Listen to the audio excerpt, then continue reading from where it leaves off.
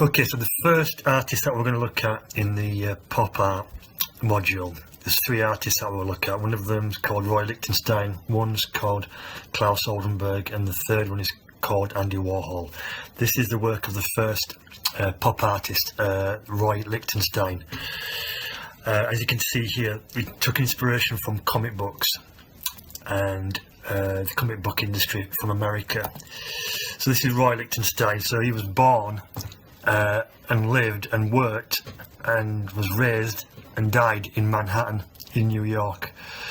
So he spent his entire life in Manhattan. So Manhattan is the area of New York what you see where there's the Empire State Building and yellow cabs and busy streets, Broadway and such. That's Manhattan. So he was probably born into quite a wealthy family, because obviously you need to have a bit of money to be able to afford to live in Manhattan.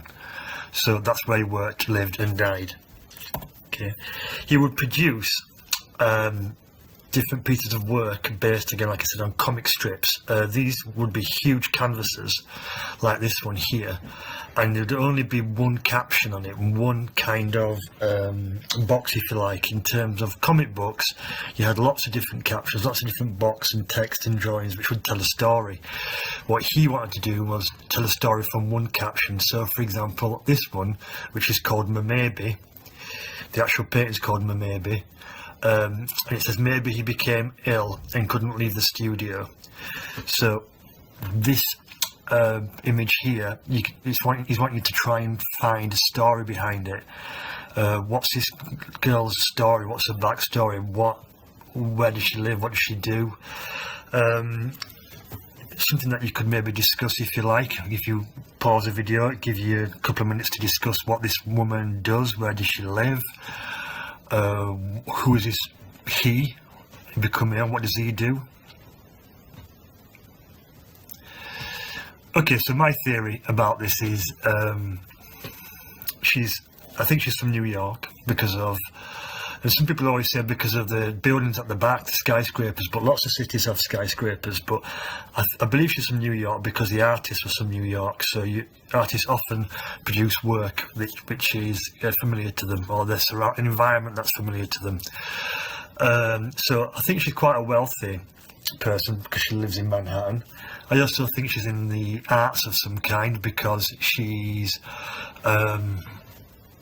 talking about somebody leaving the studio. So the person that she's a friend or boyfriend or husband could be an artist, a photographer in television, film, anything like that. Usually when we do this, the kids who have done this in the past have said that she's wealthy because she wears white gloves, which is a sign of wealth. But you could go on Amazon and buy a pair of white gloves for $3.99. But that's what they always say. So I think my theory on this is that she is with her husband or boyfriend, and he's kind of cheating on her, and she knows that he's cheating on her, but she's kind of in denial. She doesn't want to admit it, and I think it's the stuttering part of maybe that draws me to that kind of conclusion. This is another one. I don't care, I'd rather sink than call Brad for help. Again, and this picture's called Drowning Girl. Again, if you've got a minute or two, just discuss what you think's happening in this picture. You can pause the video if you like.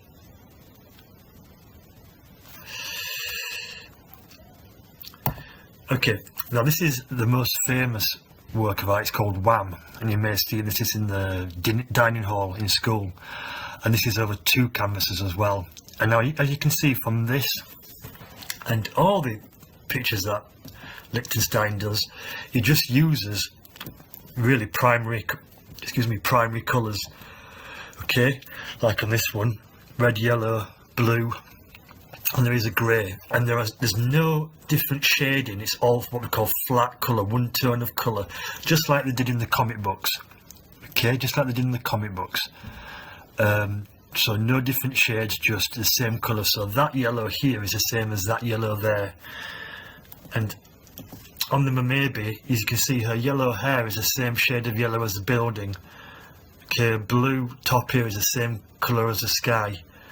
Okay, and the red is the same colour as the lips. That's not because he couldn't be bothered making different colours, it's because that's what they would do in the comic books. They would only use one shade of a colour because it would be far too expensive to use different shades and print millions and millions of pages of comic books every week. So they would obviously just use one colour.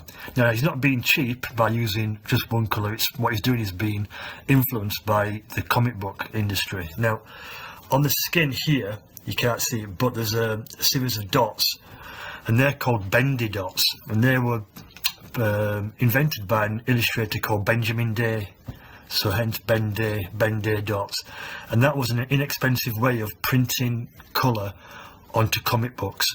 Okay, it would save the comic book industry millions and millions of dollars each year using Ben Day dots. These are a couple more female figures here. She looks in distress. Why? Why is she in distress? Again, you can fill the backstory in with that.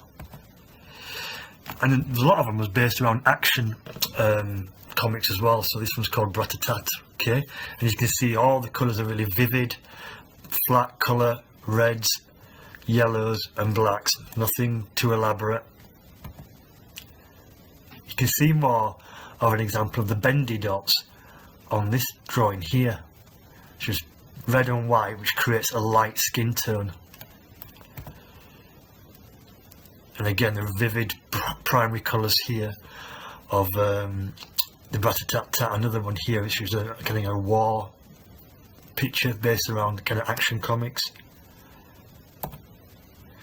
Now, if you see this one here and that one,